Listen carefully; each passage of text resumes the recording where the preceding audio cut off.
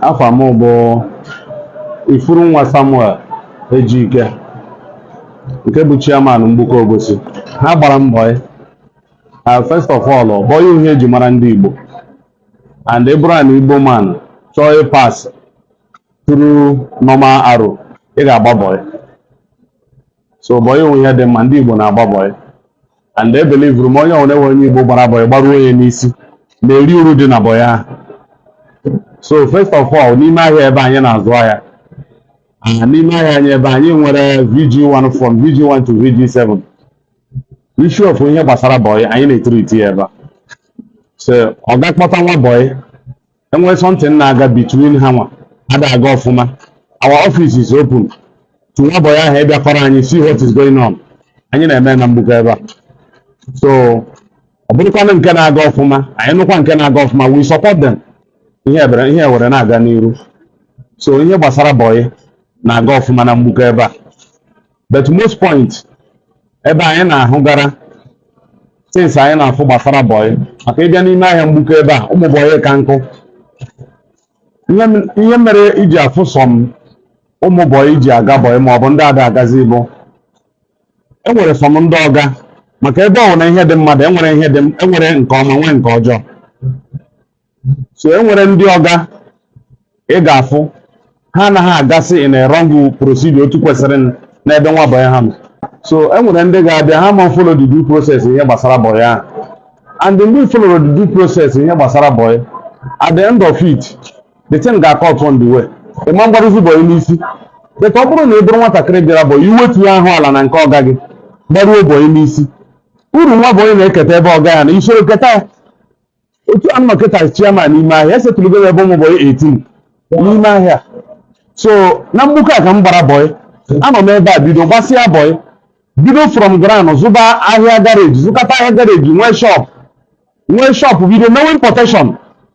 So all from ebe a ka m bido from grassroots. So Mgbuka abụọ afịa ọ na-abụ ịgbara aka bata, ị na-apụkwa n'ime Chineke agọzie gị.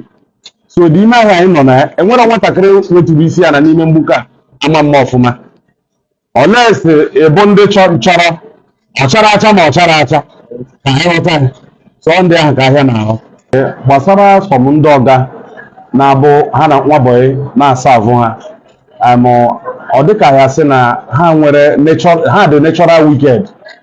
Ihe na-afụ oniti bụ na ihe abụ sọm mee na-enweghị okwu aka ha, because iwọchi ya nwoke na nwaanyị ga-ebi n'ụlọ. If a man is not in control, ọ bụrụ na ọ kpọta ihe dịka nwa bọyị, ịfụ na the system of ihe gbasara nwa bọyị ahụ agaghị na-ada nso in a normal procedure. Ịfụ na ọ ga-adị ka na-akwagharị ọ ga-akwagharị.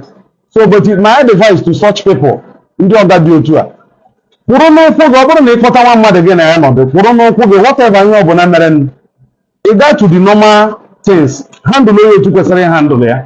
So ọ bụrụ na ị na-eme otu agaghị m ebelieve na a ga-enwe ihe ga-emekọta gị na nwa bọyị ga-enwe problem. Nwa bọyị ji bido zọpụ ụkwụ otu adịghị mma, gị nwa ọga ga-ama, maka God give you power to control the boy. So ọ ihe dị na first of all, nke bụ eziokwu, mgbe m topụtara be anyị, ihe my father dị na-agwa anyị, ọ sị na nke onye na-eche onye. Anyị nwawu ndị Igbo chi yakwa azụ ghọta na nke onye na-eche onye. Anyị ekwesịrị ịmapụ gachara ihe abụghị oke anyị, because nwatakịrị ọbụla topụtara ebe ha mara na mbọsị a mụrụ gị enwere ihe Chineke dobere gị bụ oke gị. So ọ bụrụ na ị mata ihe a dị etu, ọ ga-eme gị ihe ọbụla ị na-achụ iwetuo ahụ a na were achụ ya. Mgbe ị ruru oke gị ahụ were onye ọbụla bụ onye Igbo agbahụ bọyị na nwatakịrị Igbo gbara bọyị nọdụ, ị ga-afụ the differences. The movement ya number one. So bọyị dịka the university ndị Igbo created within themselves. Maka ife nwatakịrị gara secondary school na ife ga university ha bụrụ the same. So afụrụ mbọ ya dị an a road ndị Igbo created, and Igbo ma na-enweghị ka ọha ji make way out. Ọ ihe bọyị wutu ana Igbo. So ya ka ọ dị very very vital. Onye ọbụla bụ onye Igbo gbara bọyị ga-eri uru ya. Ihe dị na bọyị bụ all the two agreement, both the family ebe the boy isi and the family ọga ya. Olden days ọ na-abụ nwatakịrị bịa bọyị asị ya na ọ ga-anọgodo 1 year ka e were cheki ya mara na ukwu sikwere ike na So these new days, I will give an example by myself. Mkpọta nwa boy, the date ị bịara be m ka ị startịrị boy. So enwebe nwa boy mụ na ya nọrọ karịrị 5 years. Ihe ụmụ boy na-anọ be m 5 years. Ị nọ be m 5 years, I settled you. So but you know the model nke a na-anọbu before ị ga-afụ ndị nọrọ 7 years, 8 years. Like mgbe anyị nwa gbara old model, anyị nwa nọrọ 8 years. But today, enwebụrụ nwa boy nọrọ be m nọ karịrị 5 years. So na mgbuka majority of 5 years. Nwatakịrị nọ n'ala gị 5 years. Ụbọchị ijizie isetara enye certificate.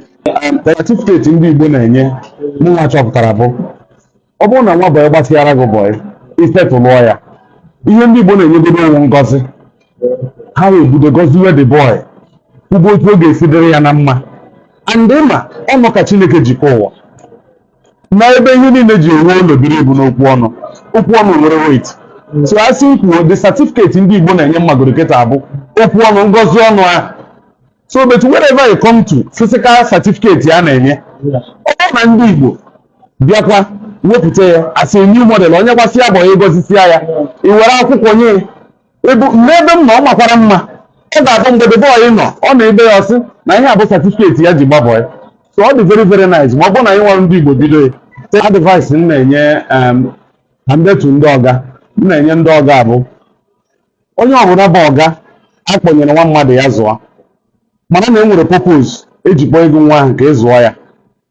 Maka mgbe ụmụ boy na-asa abụ m ekpere m na-ekpere ha ụtụtụ ọbụla bụ ịsa abụcha m na ị ga-aka m. Maka mgbe ị na-ekwu na nwa boy ịsa abụcha gị na ọ ga-aka gị, otu isi adozi nwa ahụ ka Chineke ga-esi mepere gị your own way. So ihe na-agwa advice m na-enye onye ọbụla bụ ndị ọga, akpụnye gị nwa mmadụ zụọ ya, zụba nwa ahụ ka a ga-asị na ọnwụ ịmụ n'afọ gị. Maka ọ bụrụ na ị meruo nwa ahụ anya ọ bụ uru tụmụrụ amara isi ga-abụ eze echi, ọ nwere ike ọ bụrụ nwa ahụ ị zụrụ bụ ha ga-elekọta ụmụ ị mụtara. So onye ọbụla ebe ọ ga-akpọnyere nwa mmadụ ya zụọ, anya ya ruo ebe nwatakịrị ahụ nọ, maka ọ dịrị nwa ahụ mma, ụpụtụ maazị ka ọ bịara ha na mma.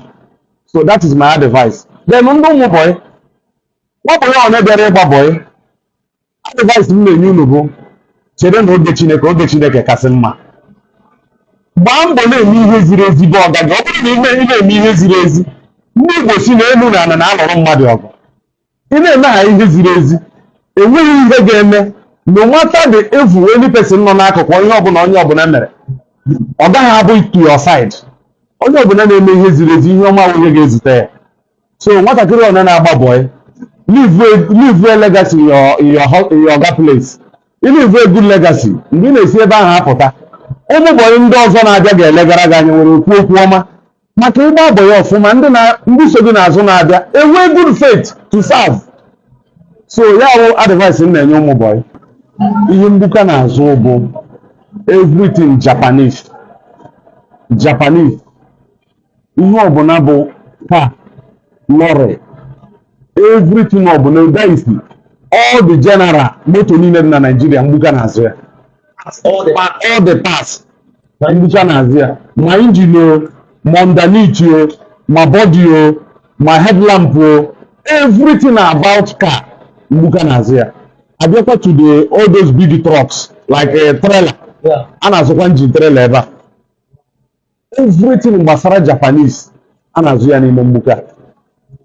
So mgbuka bụ all afịa niile dị na ma the West Africa na-abịa afịa ebe a, and ha na-azụ afịa ebe a. Enweghị ihe bịara n'ime ahịa ịma nweta. Hence parts, Japanese parts dị involved, ị ga-enweta ya n'ime ahịa. Thank you.